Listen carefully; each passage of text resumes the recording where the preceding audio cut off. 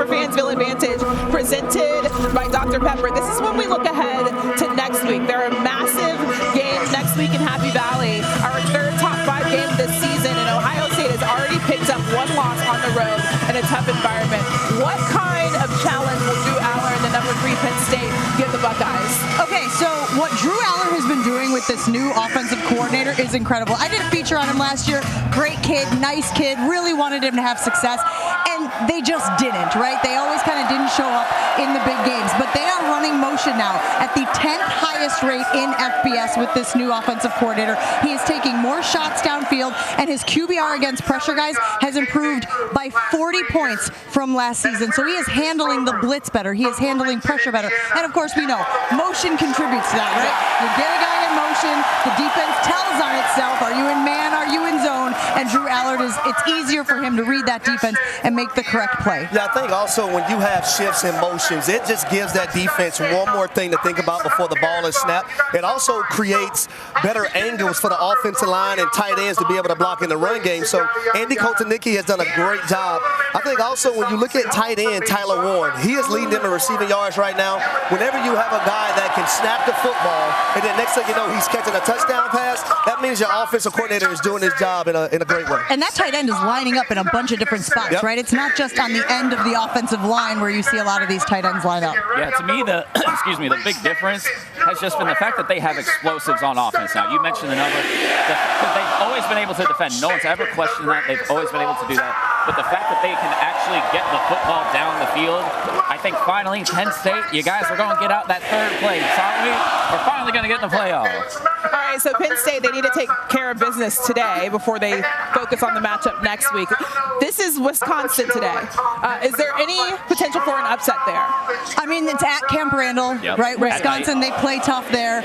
Their new quarterback, Van Dyke went out with the injury against Alabama. He really hasn't missed a stride. They've actually been better with him under, if that's believable. And he's got a quick release. So you guys talk about Penn State defense, and that's a strength of theirs, their ability to pressure the quarterback. But the quarterback for Wisconsin has been getting rid of the ball very quickly. So you even need to be a step faster than you've been to get him rattled. I would say this about Penn State. Don't look ahead at the game versus Ohio State before you handle business. Trap game? Little trap game action? Little trap. Yeah, without a doubt. Especially because that game's at night, too. Like, Camp Randall's one thing a day, but that night atmosphere, people have been sitting around all day, doing whatever it is that they may do. Jump around. Getting greased up, as we say. Yeah. All right, let's talk about the other side of that matchup for Ohio State. What do they need to do to clean up from that L that they took? Yeah, I would say this. Versus Oregon, they had a bye week, so they had an entire week to work on what they didn't do well. Too many penalties, number one. They turned the football over. Quinshon Judkins early on in that ball game turned it over, kind of sparked Oregon a little bit. But I think also situational football was bad by Ryan Day. There it is. Like, and that's your job as a head coach, is make sure situational football is intact with your ball club. So hopefully they're working on those things now because it came up huge in that game versus Oregon. You talk about a kickoff that Oregon had. Hey, surprise onside, and Ohio State isn't ready for it. Gave Oregon another possession. But I would say lastly, Denzel Burt got picked on. He became the fish versus Oregon in that matchup.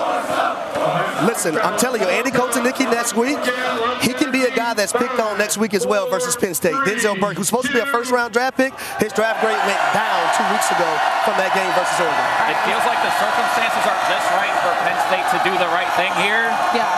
Which also makes me feel like there's going to be a letdown. I saw that, thanks. So just imagine, you mentioned the bye week, right? And usually that's a good thing because you can prepare. But that means they had to sit with it. Yeah. And you just sit. And all week people are talking about, Dan Lanning, the genius of Dan Lanning, putting those 12 guys out. That had to eat at Ryan Day and company. And so I think they're going to come out real motivated. In Wisconsin, Matt LaFleur, the head coach of the Green Bay Packers, talks about having your piss hot. Your piss hot. I want to make sure I got that for you all out there. I think Ohio State is going to be running that offense, that sort of play, when they take the field. Yep. It'll be a good matchup for sure. Jen Lada, thank you so much for joining us. This is amazing. I know, it's great. It's going to be a great day. The crowd is already fired up.